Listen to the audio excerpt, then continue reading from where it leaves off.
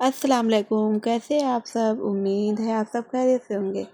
आज हमने ये बैग बनाया है बहुत ही खूबसूरती के साथ। ये छोटा बैग है, इसमें कम 2 से 3 जोड़ा कपड़ा आसानी से आ जाएगा।